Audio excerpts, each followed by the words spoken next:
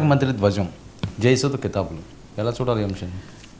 నిజంగా ఇవి రెండు కూడా ఆంధ్రప్రదేశ్ రాజకీయాలతో ప్రత్యక్షంగా సంబంధం లేనివే. కానీ కర్ణాటక కార్మిక శాఖ మంత్రి సంతోష్ అనుకుంటా ఆయన పేరు, ఆయన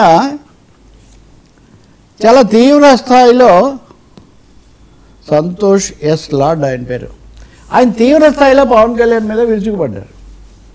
ఏమనుకుంటున్నారు, సినిమాలు అంటే రాజకీయాలంటే సినిమాలు కాదు, గారడీలు ఇక్కడ పనిచేయవు అనే పద్ధతిలో చాలా తీవ్రంగా. మీకు తెలుసు కదా, కర్ణాటకకు పవన్ కళ్యాణ్ వెళ్ళటం, అంతకుముందు ఎన్నికల ప్రచారంలో కూడా కొంత పాల్గొనడం, మొన్నేమో అక్కడ అభినవ కృష్ణదేవరాయ, కర్ణాటకాంధ్ర రాజ్య రమణ, సనాతన ధర్మ రక్షక ఈ బిరుదు తెచ్చుకోవడం ఇదంతా జరిగింది.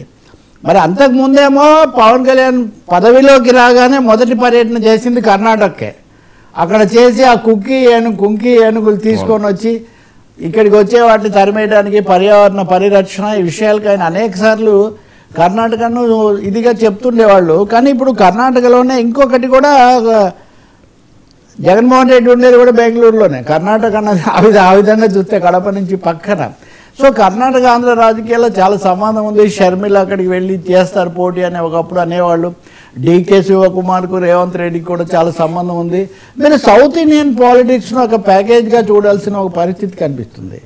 మొన్న మన మధురై తిరుపతి కొండ మీద జరిగిన రాజకీయంలో కూడా పవన్ కళ్యాణ్ అక్కడికి కూడా వెళ్ళారు, సనాతన మీద. సో ఈ రాజకీయాల్లో పవన్ మీద కర్ణాటక మంత్రి తీవ్ర స్థాయిలో ఫైర్ అవటం ఓకే, సినిమాలు కాదు రాజకీయం అంటే ఎన్టీఆర్ను కూడా కాంగ్రెస్ వాళ్ళు ఎగతాళి చేసేవాళ్ళు. ఆ తర్వాత ఆయన అసాధారణ విజయం సాధించి కాంగ్రెస్ పార్టీకి జాతీయ స్థాయిలో తెలుగుదేశం ప్రతిపక్షం అయింది ఒకసారి, ప్రతిపక్ష గ్రూప్.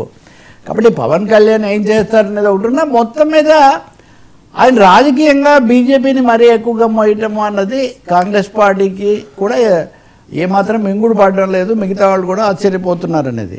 బట్ అదే సమయంలో సినిమా వాళ్ళు ఏమనుకుంటున్నారు అనేది కనుక చూసుకుంటే, జయసుధ మొన్న రాజమండ్రి వెళ్ళారు. సరే వెళ్ళడం ఎందుకో వెళ్ళారు, అక్కడ హర్ష కుమార్ కుటుంబాన్ని పరామర్శించడం, ఇంకేదో కార్యక్రమం, ఏదో ఛానల్, ఏదో యూట్యూబ్ ఛానల్ ఏదో ఓపెనింగ్ అని. ఆ సందర్భంలో ఆమె రాజకీయాలు తక్కువ మాట్లాడారు. కానీ పవన్ కళ్యాణ్ గురించి అడిగినప్పుడు మటుకు చాలా అభినందనగా మాట్లాడారు. పవన్ కళ్యాణ్ ఎప్పుడు మారరు, ఆయన ఎప్పుడు ఒకటే ఉంటాడు, చాలా ధైర్యం కలిగిన మనిషి. ఇంకెవరన్నా అయితే ఆయన మీద జరిగిన దాడికి వాటికి పారిపోయి ఉండేవాళ్ళు. అనేక కష్టాలు ఎదుర్కొన్నారు, అనేక సవాళ్ళు ఎదుర్కొన్నారు. ఈయన ఎదుర్కొని కూడా గట్టిగా నిలబడ్డాడు. ఆయన ఏం చెప్తాడో అదే చేస్తాడు.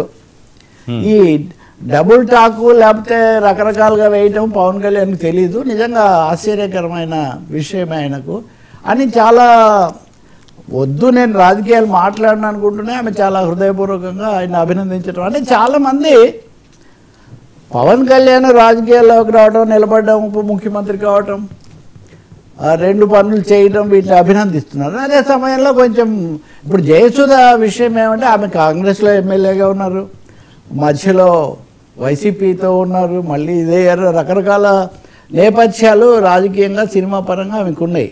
అంతేకాకుండా ఆమె ఎక్కువగా క్రైస్తవం గురించి మాట్లాడుతుంటారని కొంతమంది సనాతనవాదులు ఆమె తీవ్రంగా దాడి చేస్తుంటారు. ముఖ్యంగా ఒక ఆయన ఉన్నాడు, పేరెందుకు కానీ, హరే రామ హరే కృష్ణ ఆయన. అసలు జయసుధ ఆయన టార్గెట్. అంటే ఇవన్నీ ఎదుర్కొంటూ కూడా రాజమండ్రి కూడా వీటన్నిటి కేంద్రం. మీకు తెలుసు కదా, రాజమండ్రిలో హర్ష కుమార్ కానీ, అంతకుముందు జరిగిన సమస్యలు కానీ, ఇవన్నీ ఉన్నా కానీ ఆమె వ్యక్తిగత స్థాయిలో పవన్ కళ్యాణ్ పాత్రను ఆమె హర్షిస్తూ ఉన్నారు. సో ఒకటి అంటారు రాళ్ళు పూలు రెండు అన్నట్టుగా, ఇప్పుడు పవన్ కళ్యాణ్ పాత్రకు సంబంధించి భవిష్యత్తులో ఆయన ఏం నిర్ణయించుకుంటారు అన్నది ఒకటైతే మటుకు రెండు సమానంగా వస్తున్నాయి ఆయన మీద. విమర్శలు అనండి, ప్రశంసలు అనండి. కర్ణాటక మంత్రి దాని మీద ఎవరేమంటారో మనం చూడాలి. కానీ ఒకటైతే కనిపిస్తుంది, రాను రాను తెలుగుదేశం వైపు నుంచి పవన్ కళ్యాణ్ సమర్థించడం, పవన్ కళ్యాణ్ గురించి మాట్లాడడం మటుకు తగ్గుతుంది. ఎప్పుడన్నా చంద్రబాబు, లోకేష్ ఒక మాట్లాడటం తప్ప మిగిలిన కింది స్థాయి నాయకులు మటుకు అంతగా, లేకపోతే ఈ పార్టీకి అనేక వచ్చి ఉండాలి కదా సోషల్ మీడియా పోస్టులు, అంతగా అదేం జరగదు అనమాట. మనం మాట్లాడాక వస్తాయని చూడాలి, ఎందుకంటే అలా కూడా చాలా వస్తున్నాయి వాటికి జవాబులు. సార్, ఇండిగోపై ఓవర్ యాక్షన్, చంద్రబాబు చిబాట్లు, రుషికొండ పైన ఫైర్. చంద్రబాబు నాయుడు నిన్న మాట్లాడినవి అసంతృప్తి, మంత్రుల మీద ఇవన్నీ చాలా రకాలుగా ఆయన అసంతృప్తి వ్యక్తం చేశారు. నేను మీకు ఫస్టే మనం పెట్టిన